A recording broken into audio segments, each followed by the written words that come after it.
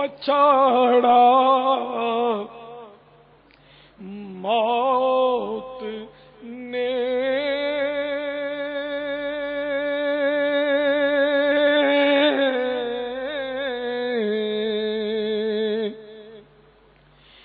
کھیل کتنوں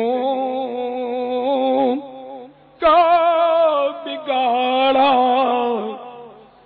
موت نے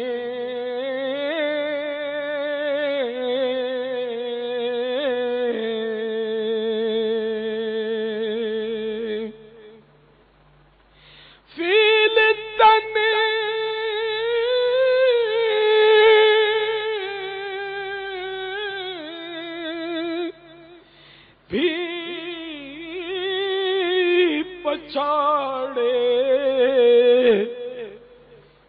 موت نے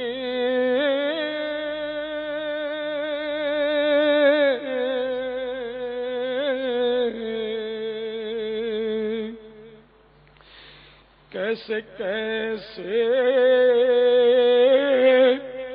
گھر اجاڑے موت نے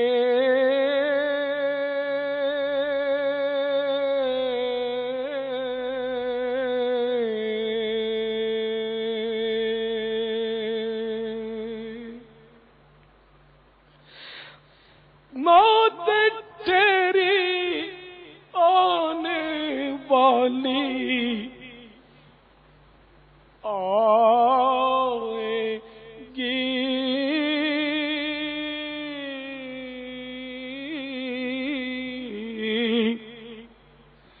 جان ٹھہری جانے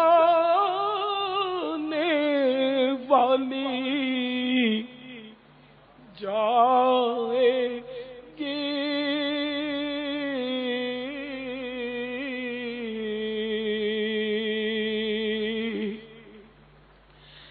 قبر میں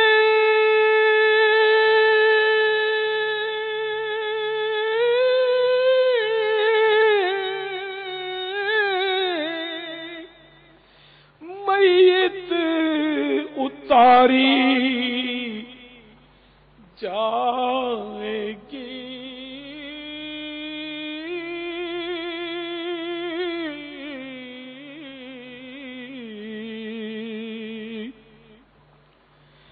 تجھ پہ ایک دن خاک ڈالی جائے گی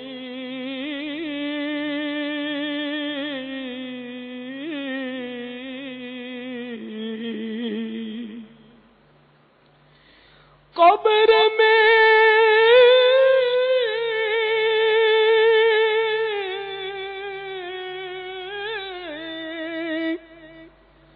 میت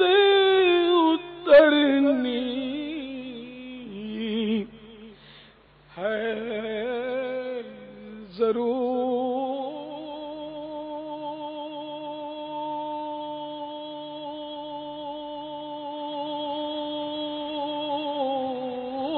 ضرور جیسی کرنی ویسی بھرنی ہے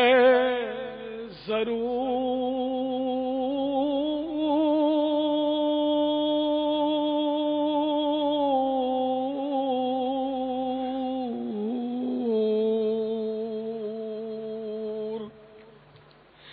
عمر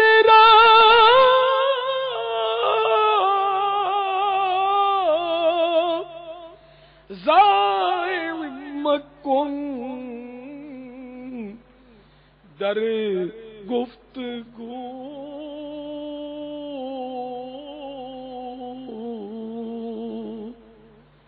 یاد او کن یاد او کن یاد او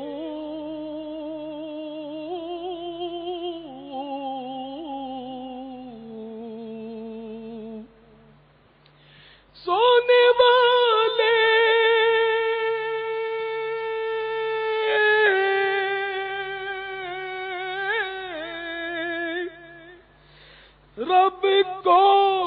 سجدہ کر کے سو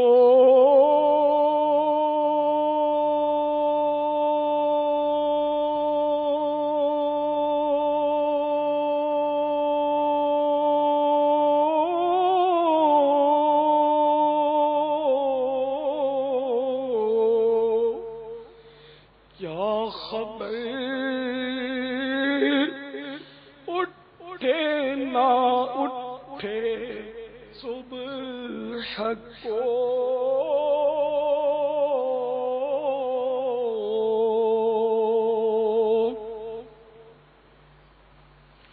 کیا خبر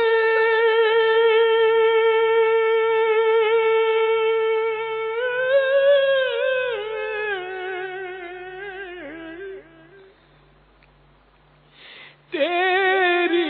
صبح ہو نہیں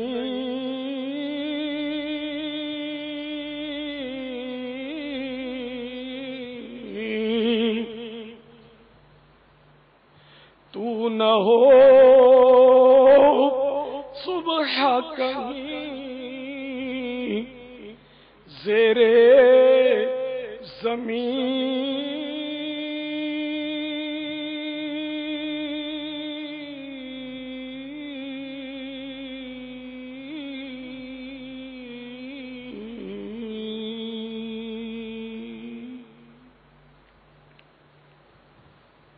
صلو علی الحبیب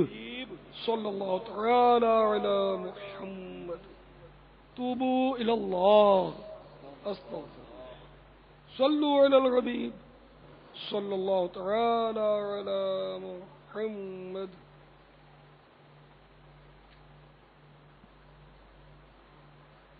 باپا یہ ارشاد فرمائیں کہ استاد کو اگر کوئی شاگرد وغیرہ تحفہ دے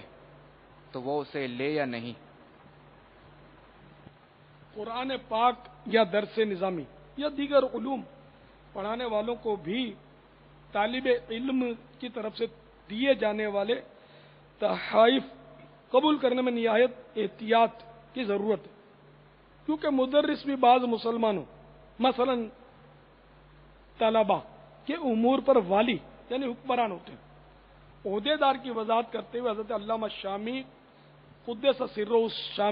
السامی فرماتے ہیں، رد المحتار جلد 8 صفحہ 50 پر فرماتے ہیں، اور عہدے داروں میں بازاروں اور شہروں کے عہدے دار، اوقاف کے معاملات چلانے والے اور ہر وہ شخص شامل ہے جو کسی ایسے معاملے میں عہدے دار ہو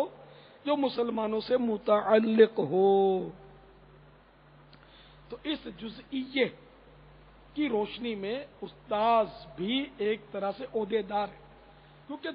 طلبہ کا مدرسے میں داخلہ برقرار رہنا اکثر استاذ ہی کے رحم و کرم پر ہوتا ہے. استاد اس کی بے قاعدگیوں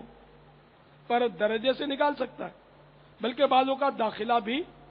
منسوخ یعنی کینسل کروا سکتا ہے یا منسوخ کر دینے کی سفارش کر سکتا ہے. یوں ہی امتحانات میں کیے جانے والے سوالات کے پرچوں کو قبل از وقت ظاہر کرنا یعنی پیپر آؤٹ کرنا، امتحانات کے نتائج یعنی رزلٹ میں اچھے نمبر دینا یا ناکام یعنی فیل کر دینا